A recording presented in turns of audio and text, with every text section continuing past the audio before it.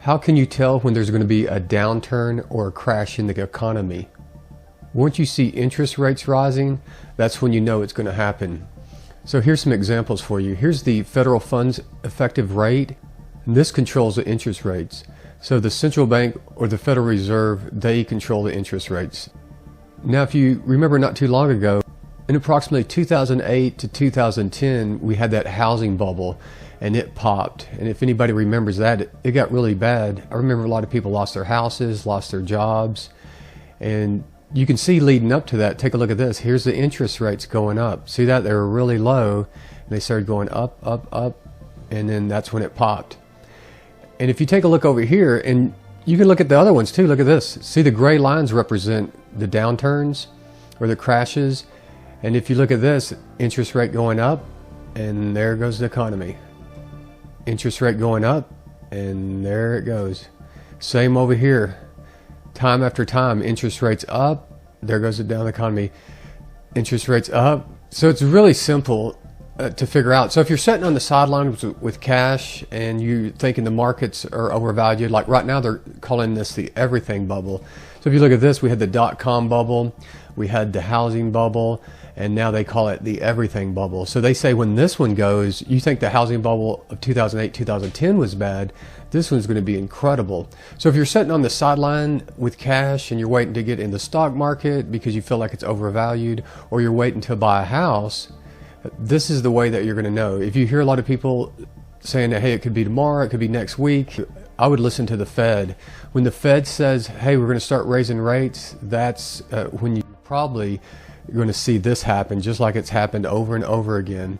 And the Fed right now has said that they were going to wait until like 2024 to start raising rates, but now they're getting a lot of backlash because there's so much inflation. At first they said the inflation was temporary, but now they're starting to see that it's more than they thought, especially with house prices so high. Now the Fed has decided by mid-2022 to taper their bond purchases. Right now they're purchasing $150 billion worth of bonds every month. And you can see right here, this is their balance sheet. In 2008, when that big crash happened, the housing crash, you can see they pumped in about $2 trillion, or they bought $2 trillion worth of bonds. Now normally what's happened is they lower the interest rates, they start buying bonds, and that pumps some money into the economy and gets the economy going. And that also creates inflation because there's more money in the economy. So if you have cash in the bank, or if you're on a fixed income, depending on how long this inflation is in the system, you'll start to feel it because you'll see prices rise.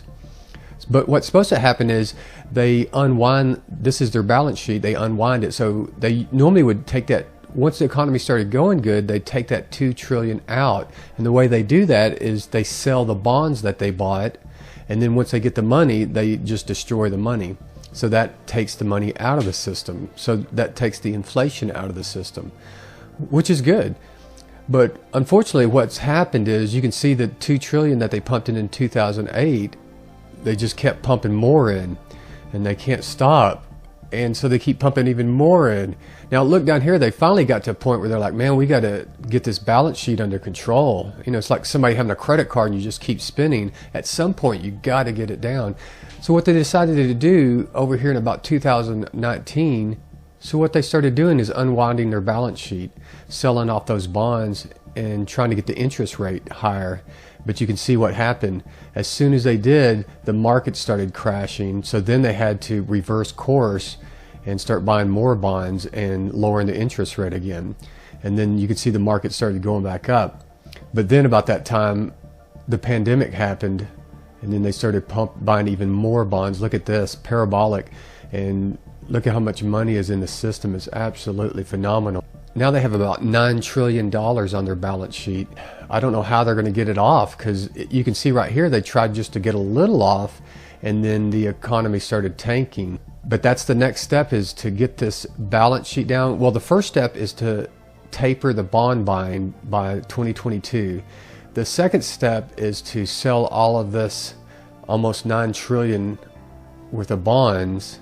So that'll take $10 trillion almost out of the system. And then the third step would be to start raising interest rates. We'll see how far they can get. At least we're over the pandemic. Maybe things will start leveling off. They can get all this sold, get interest rates back up. Keep your eye on the interest rates. Once they start going back up, brace for impact or get ready to buy a house. The prediction is the everything bubble is going to go. So be ready. Let me know your thoughts down below.